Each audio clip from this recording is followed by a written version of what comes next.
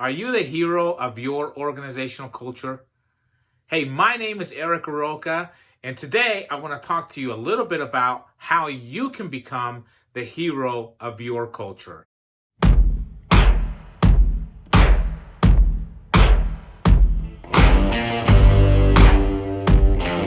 When I was 21 years old, I had just got done serving an LDS mission. That's a proselyting mission for the Church of Jesus Christ of Latter-day Saints. As young men between the ages of 19 to 21, and back then, now it's like 18 to 20. But back then in the late 80s, I was called to serve by my church to Mexico City and loved it. It was an awesome time. I was supposed to serve for 24 months, and I came home at 23 months. So one day, I'm going to play a basketball tournament with some friends and some members of the church. I blew out my knee, had to come home and have emergency knee surgery. Not a lot of fun. But I want to talk to you guys a little bit about an employee that I met at the airport for Delta Airlines. And in my opinion, she is the type of hero that all of us should have in our cultures, whether we're talking about our family culture, our culture, or even our organizational culture, the places where we go and work on a day-to-day basis. I have a flight from Mexico City to LAX. And in my time of pain, I guess, I had accidentally packed my pain pills in my suitcase, and the suitcase that I checked in, the luggage that I had checked in.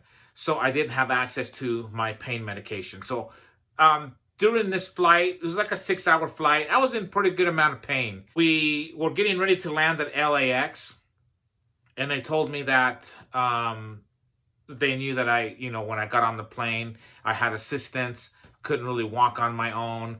I had a cane that I was using, but so they gave me some assistance. I got on the plane. We landed at LAX, and right before landing at LAX, they came to me and said, "Hey, we're going to just stay seated. We're going to get you a wheelchair to get you off the plane, and we'll take you to your next gate for your connecting flight to Salt Lake City." So I thought, "Oh, that's fantastic. Thank you." Well, we landed, and the flight attendant came to me and said, "Hey, by the way, we cannot get a hold of a wheelchair. It just seems like at least at our gate or in our area, all the wheelchairs are taken. But we're going to work on getting you one." And I had a really tight window to get to my connecting flight to Salt Lake City to get home. And they're having everyone wait. I mean, everyone is waiting to exit the plane. Everyone is waiting on me exiting the plane so they can get out and get to their connecting flights. So, it's kind of like imperative. It's like, let's get the show moving here. Let's go. So what happens next just floored me. This lady comes in, Delta Airlines employee. She was probably about 5'6", 5'7", maybe. And she was, let's just say, a large woman. She was a very large woman. And she said, "Hey, honey, I'm here to take you to your next flight, to your connecting flight." And she had kind of a Southern accent. I know, my Southern accent sucks. But she talked to me in a Southern accent, and she kept calling me honey and sugar and all that kind of stuff. It was really cute, right? It was pretty cool. "I'm going to take you." She says, "Do you have all your stuff?" And I was just like, "I just have this little bag and, my cane that I was walking around with." So she says, "Okay, I'm going to take you and I'll help you." So this is what she does. She goes like this with her arms and picks me up like a child. So she picks me up like this. I mean, I was only I think at that time I was 130 pounds soaking wet, right? Because right before this accident happened on my knee, I had got sick and I had lost a bunch of weight. So you're welcome. Anyway, she picks me up like this and then just kind of shuffles her feet sideways and carries me down the aisle of the plane sideways. I was a little embarrassed, to say the least. So we get out of the plane, we get out of the area, and we're out to the main gate. I'm thinking she's gonna put me down on a wheelchair, on one of those little, golf cart, things that they drive around. No, nothing. There was nothing like that. This woman carried me like this, carried me all the way to my connecting flight to the next gate. And it wasn't like it was the gate next to me. It was like a different concourse. It was like a different area. So we had a good ways to walk.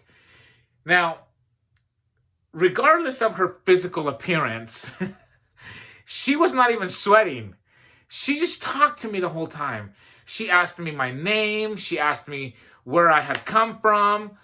She asked me all about my mission when I said I was a missionary for the Church of Jesus Christ of Latter-day Saints. She asked me all about that. She just had this awesome conversation with me as she literally carried me like a baby all the way to my connecting flight. We get on the plane and everyone is waiting for me to leave, to taxi. So I'm the last person, and of course she sidesteps me all the way down to my seat. And in my seat, this is the dumbest thing, but my seat just happens to be like second to the last seat on the left side of the plane. Go figure. So I've got to go through all those people like that, right? She sets me down very gently, by the way. Again, not perspiring at all. She gently sets me down, asks me if I'm okay, get comfortable, to buckle up. And then she sticks out her hand like this. Exactly. I'm thinking, oh man, she wants me to tip her. I can't tip her. Like, I don't have any money on me. Like, I had like $1 in pesos in my pocket or something. Like, if you're a missionary for the Church of Jesus Christ of Latter-day Saints, we don't walk around with a lot of cash in our pockets. We don't have money, right? That's not why we're there. We're there to teach about Christ and all that. And so I didn't know what to do. I didn't want to offend her by, reaching into my pocket and dumping a bunch of change on her hand that were worthless because they were pesos. So I did the next best thing. I gave her 5. She laughed it off. She actually laughed it off. What a great attitude. And I thought, man, this lady is the hero of Delta Airlines, at least at LAX. She's the hero. So I want you to think about this story. Are you going above and beyond what is required of you at work? If the answer is no, then get going. Get started today. Don't waste any time. Start today. Live the values of your organization. If you don't know what those values are, go to your webpage, go ask somebody in the company what the values are, what the purpose is for the organization, and start living those values on a daily basis. For example, if one of your values at your workplace is that you value people, then start valuing people while you're at work. I used to do this all the time, even when I was in sales. I would go to someone that made my life easy. I would go to the person that, wrote up reports or, whatever, or that scheduled my flights. And I would bring them a little care basket, right? Like a little basket full of treats, just to say thank you, just to say, hey, when I'm out on the road, thank you for making all the travel arrangements for me. It really lightens my load. It's one thing I don't have to worry about when I'm on the road. Thank you. That's valuing people. That's valuing the job that other people do for you to make your job a little bit easier. So become the hero of your culture. Start living. You can just simply do it by start living the values that the company has. The other thing that you can do is have a purpose. What is your purpose for coming to work or for going to work every single day? Does your purpose match their purpose? And if it does, then just start living that purpose and start sharing that purpose with other people.